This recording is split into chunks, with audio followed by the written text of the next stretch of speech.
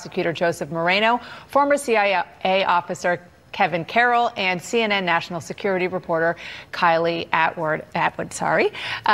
Let me start with you about this timeline. You worked on the Hill. You understand how this works. What does it tell you?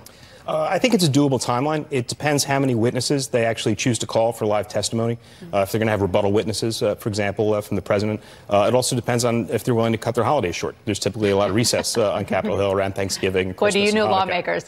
So yeah, they want to get back home to the district. Yeah. So it's doable, but it's a tight schedule. And Kylie, I know you're in touch with sources who are in touch with the people who will be the witnesses in this public testimony. What are you hearing about this, and how much of a spotlight this is? Yeah, I mean, I think it's important to recognize that the three people that are providing open testimony next week are all career Foreign Service officers, right? So these are folks that are connected to the State Department, and they are also key witnesses because they kind of speak to one another. So you have the top U.S. diplomat, Bill Taylor, who is in Ukraine. He gives the version of events that happened while he was in Ukraine over the summer. And then you have George Kent, who's a top State Department official that was speaking to him. He gives the Washington version of events.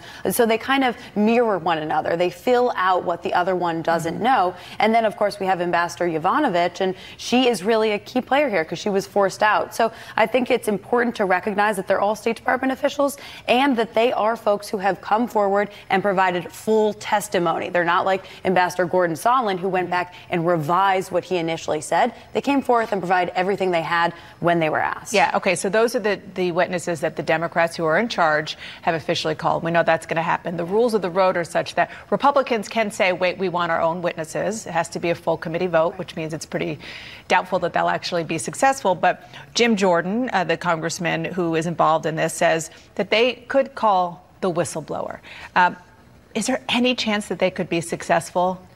I mean, they could try, but you're really playing with fire here. I mean, in the corporate world, there are laws like Sarbanes-Oxley and Dodd-Frank that provide extensive protections for whistleblowers, and the government hates it when corporate America retaliates against whistleblowers. The same goes here against a government whistleblower. So I think I'm sorry to interrupt, but do government whistleblowers have those same protections as corporate whistleblowers? Well, you have protections against retaliation. Now, you don't have protection against being subpoenaed. So ultimately, Republicans could try this. My point is, though, is that they're really playing with fire because the perception could be that they're outing this person not because he or she has firsthand knowledge, just as a form of retaliation to say, you know what, we're going to make an example out of him or her or anybody else who tries to do the same thing. And Kevin, on that note, Senator Lindsey Graham was arguing that whistleblowers aren't promised anonymity. They're just promised protection from being fired. He's narrowly correct, but there's aspects to it that he's missing. One, if the whistleblower is a member of the CIA clandestine service, then outing them would be a criminal violation of the Intelligence Identities Protection Act. Even if they're part of the more analytical bits of the CIA, you would still be really restricting that man and woman, that officer, in their career going forward as far as foreign travel. You'd be exposing them and their family potentially to violence here at home, given the overheated political environment we're in. And so I just want to say this because we are, in some ways, playing into the Republican red herring here by even talking about the whistleblower, because the whistleblower was the initial source of this, right?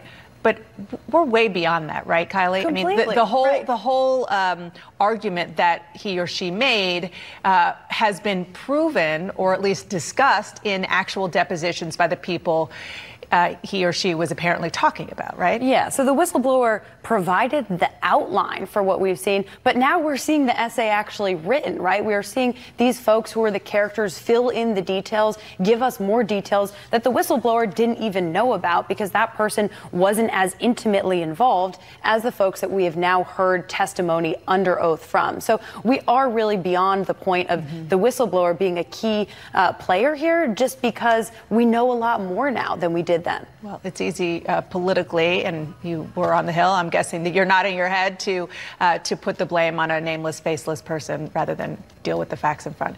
Kylie, Kevin, Joseph, thank you so much, all three of you, for that discussion.